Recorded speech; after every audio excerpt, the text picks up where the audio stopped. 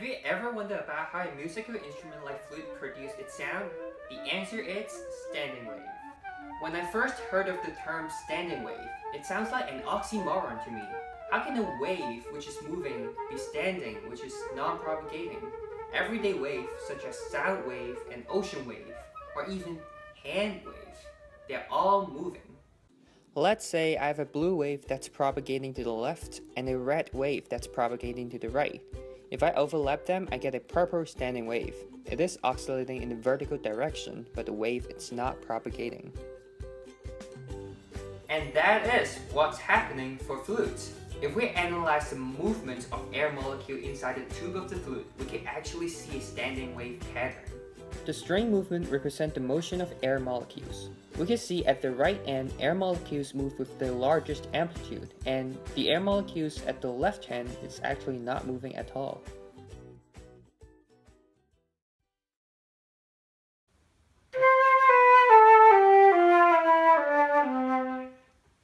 For flute, the pitch of the sound depends on the length of the tube that's continuous. Just now, when I was pressing down the keys one by one, what I'm changing is actually the effective length of the tube. The longer the tube, the longer the wavelength, and the lower the pitch. We can actually generalize the standing wave pattern we learned from flute to other wind instruments. This is a really special instrument a friend gave me as a present. There's actually water inside, and if I blew into it, we can actually produce sounds like birds.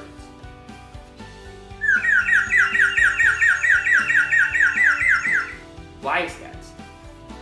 As I blow into the instrument, I produce air bubbles that trap the sound wave in the form of a standing wave. The bubble travels to the other side of the instrument, reaches the water surface, and bursts. At that particular moment, the sound wave is no longer trapped inside the bubble as a standing wave, so that it can propagate outside of the instrument, and that's why we can hear the sound. The pitch is changing because of the different sizes of the air bubbles. Still, the air bubbles are generally very small, so the standing wave has to have a small wavelength, explaining why the pitches is generally pretty high. Standing wave is such a fascinating phenomenon, and it has a wide range of applications, ranging from musical instruments to electronics and to even quantum mechanics. Who would have thought that in every single nucleus, the electrons in orbit is actually self-interfering in itself, and it's in the form of standing wave.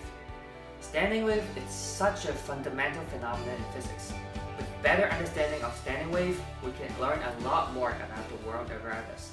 Thanks for watching.